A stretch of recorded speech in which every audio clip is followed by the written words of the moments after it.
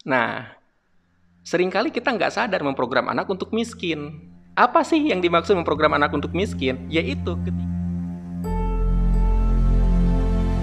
Bismillahirrahmanirrahim. Assalamualaikum warahmatullahi wabarakatuh. Teman-teman semua, ini hari sudah malam. Ya, sudah malam. Dan ini jarum jam menunjukkan pukul 10 waktu Indonesia Barat. Jadi jam 10 malam. Saya mulai merasa ragu dengan konsep saya sendiri. Sebenarnya konsep saya ini benar nggak sih gitu ya. Tapi kemudian saya merasa benar gitu loh. Dan tadi di grup, saya punya grup khusus yang ngebahas tentang self talk, itu grup WhatsApp. Biasa kami mengadakan kuliah online selama 21 hari untuk memperbaiki self talk.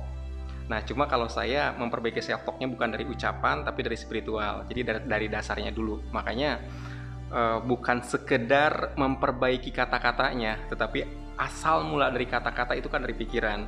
Asal mula pikiran itu dari perasaan. Asal mula perasaan itu dari spiritual. Jadi memperbaikinya itu lumayan panjang lah, ada sekitar 21 hari. Nah, di grup itu kemudian ada satu pertanyaan. Ini yang bikin saya bangun lagi, dalam pengertian itu ya turun ke bawah gitu ya. Pertanyaannya tuh begini. Pak Sofyan katanya, kalau seandainya saya bilang ke anak, ketika anak minta sesuatu, lalu saya jawab, nanti ya nak ya, uangnya nggak cukup untuk beli ini beli itu gitu lah. Itu apakah memprogram kemiskinan nggak sih? Itu pertanyaannya. Dan rasa-rasanya ya sebagai orang tua kadang-kadang juga mungkin sebagian kita suka ngomong gitu ke anak ya, ketika misalkan anak minta sesuatu, kita beralasan bahwa nah belum ada uang, nanti saja gitu. Nah, pertanyaan dia itu program kemiskinan bukan gitu loh. Nah, ini menggelitik saya teman-teman semua. Karena ibu saya dulu almarhum ya, waktu saya masih SMA, itu adik saya SMP, adik saya itu minta dibelikan sepatu. Lalu, Bu, beli sepatu dong, punya aku sudah rusak. Sebenarnya kan itu satu permintaan yang wajar ya, ketika anak SMP minta dibelikan sepatu, wajar sekali. Tapi yang bikin tidak wajar menurut saya itu jawaban ibu saya. Nah, ibu miskin, minta sama Allah. Sampai hari ini saya masih ingat kata-kata itu. Jadi bapak saya meninggal waktu saya SMP, dan kami saat itu mengandalkan pemberian dari saudara. Jadi ya boro-boro beli sepatu gitu loh. Tapi ibu berhasil memperbaiki mindset kami saat itu bahwa ibu miskin, Allah kaya, minta sama Allah. Nah, ini kemudian yang aku ajarkan ke anak-anak saya. Ketika dia bilang, Abi pengen ini pengen itu, aku bilang, nak minta sama Allah. Allah ngasih rizki, bukan Abi. Itu sebabnya saya ke anak itu ngajarin mereka berdoa. Jadi biasanya kalau habis sholat kami ke masjid, misalkan ini sebelum kasus corona ya, kami ke masjid, habis sholat itu kami berdoa. Nah, saya akan membacakan pembukaan awal dimulai dengan hamdalah kayak gitu, salawat dan sebagainya. Kemudian ya Allah saya minta, ya Allah saya mohon, ya Allah aku meminta, kurang lebih seperti itu. Lalu nanti anak saya tuh, Fawaz atau Muhammad, akan mengabsen barang mainan yang mereka ingat. Ya Allah aku mau ini mau itu lucu-lucu gitu loh. Tapi maksud saya tuh, itu yang saya ajarkan ke anak-anak, kalau kamu pengen minta sesuatu ya kamu harus minta sama Allah. Seperti itu. Jadi kami tidak mengatakan ke anak, nah aku belum punya uang, enggak, minta ke Allah. Oke. Nah, terus bagaimana kalau seandainya pada saat dia meminta mainan tertentu yang sangat menarik buat dia gitu ya, wajar lah ya anak-anak ya, dia minta sesuatu yang sangat menarik. Tapi di saat yang sama katakanlah kita juga gak ada duit gitu ya.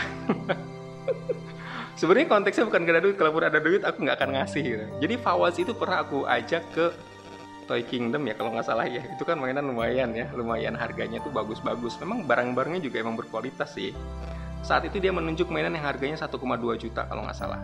Dan Fawaz saat itu sekitar TKB. Dia bilang, Abi mau ini. Apakah kemudian saya bilang, enggak Fawaz, Abi belum punya uang? Enggak, gengsi dong ke anak bilang gitu. Saya bilang, Fawaz, kalau Fawaz pengen mainan itu, Fawaz harus hafal juz amma. Saya bilang gitu. Oh iya Bi, harus hafal juz amma. Iya. Dia saat itu di TK, dia di sekolahnya itu emang hafal beberapa ayat, beberapa surat pendek ya. Dan itu juz amma. Sampai sekarang 2 tahun kemudian dia belum hafal juz amma. Artinya kan saya punya alasan gak ngasih mainan itu. Tapi ketika dia melakukan hal-hal baik, aku juga suka ngasih dia hadiah gitu loh. Contoh nih, aku ngasih dia sepeda. sepeda. Nah, sepeda nih ya, ada tuh sepeda. Itu karena dia melakukan sesuatu. Jadi kalau nggak salah bulan Ramadan, jadi setiap kali dia puasa dia dapat berapa gitu loh. Kemudian dijumlahin lagi, setiap kali dia ke masjid dia dapat berapa. Itu ditabung tuh, lama sekali. Ada kali setahunan kali ya. Dengan seluruh amalan-amalan yang dia lakukan, itu kita nabung tuh. Dan ketika udah besar, aku belikan sepeda. Tapi emang bicara dulu sih sama Pak Faz. Jadi maksud aku itu, kita nggak bilang bahwa aku nggak punya uang. Kenapa? Karena prinsip kami, rizki itu rizki anak bukan rizki orang tua. Bisa jadi rizki anak itu adalah rizki dia langsung dari Allah. Jadi perkenalkan langsung ke Allah. Nah, konsepnya seperti ini. Di sini saya menggambar ya. Katakanlah ini kapasitas rizki orang tua. Lalu ini kapasitas rizki anak. Ini orang tua. Lalu ini anak. Biasanya kita kan mempersepsikan bahwa Allah itu ngasih rizki, nurunin rizki, itu ditampung orang tua dulu. Oke? Ditampung orang tua dulu, dan sementara orang tua kan sebenarnya punya banyak anak gitu loh, sehingga dibagi-bagi. Oke? Nah, akhirnya ditampung orang tua, masuklah ke orang tua, dari orang tua kemudian jatuhlah ke anak. Dengan pengertian ini kita mempersepsikan bahwa rizki anak tergantung orang tuanya. Kalau seandainya anaknya pengen katakanlah mainan banyak, ya orang tuanya harus punya penghasilan yang banyak. Selama ini kita mempersepsikan seperti itu. Nah, saya itu tidak setuju dengan konsep ini. Tidak setuju. Kalau saya setujunya seperti pernyataan ibu saya dulu, almarhumah, bahwa minta sama Allah. Itu waktu saya masih SMA ya, adik saya SMP. Jadi konsepnya adalah ini anak, ini istri, ini suami. Dan Allah tuh ngasih langsung gitu loh. Yang harus saya lakukan adalah, katakanlah ini anak ya, ini anak, ini istri, ini suami. Nah, ini saya nih. Yang saya lakukan adalah mengajari dia cara berdoa, cara menjadi manusia bertakwa. Agar apa? Agar kapasitas penerimaan rezekinya semakin lebar, semakin banyak. Toh saya juga pernah pengalaman kok di SMA, yaitu teman-teman saya yang katakanlah saat itu.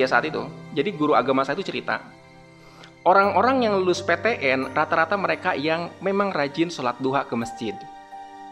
Itu di SMA sholat duha itu luar biasa sekali, itu sangat soleh sekali. saat itu. Kenapa? Karena biasanya tuh di SMA pas istirahat itu ya ke kantin, nggak jauh-jauh, atau ke lapangan. Jadi kalau ke masjid itu soleh. Artinya anak SMA yang bisa dibilang masih bergantung kepada orang tua itu punya rizki masing-masing. Sebenarnya kan kuliah juga, kalau kita mau jujur-jujuran ya, apakah seseorang bisa kuliah karena orang tuanya kaya? Nggak juga. Toh saya juga akhirnya biaya sendiri kuliah gitu loh, dengan rizki saya sendiri. Artinya ya memang ibu saya tuh ngajarin ke saya ya, kalau minta sesuatu ya berdoa. Sehingga ketika anak minta, "Pah, Mah, aku pengen kuliah di London." Jangan bilang, "Woi, biaya dari mana?" Jangan bilang begitu. "Bagus, Nak, kamu pengen kuliah di London. Berdoa yang rajin, sholat yang rajin, perbaiki amal, semoga Allah mempermudah urusanmu." Ya kalau kuliah ke London kejauhan kali ya. "Pah, Mah, aku pengen beli motor." Bagus. Anak muda pengen punya motor, bagus. Dukung. Terus gimana? Berdoa.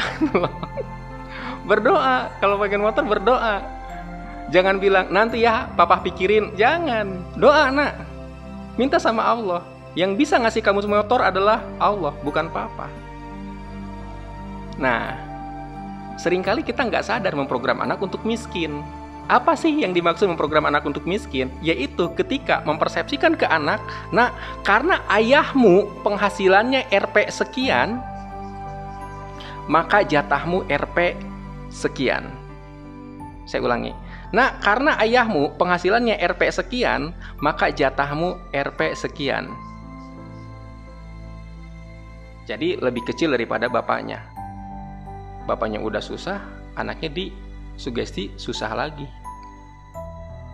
Bagaimana mungkin kamu bisa sekolah tinggi? Bagaimana mungkin kamu bisa punya ini, punya itu? Lah, bapakmu pekerjaannya sebagai apa?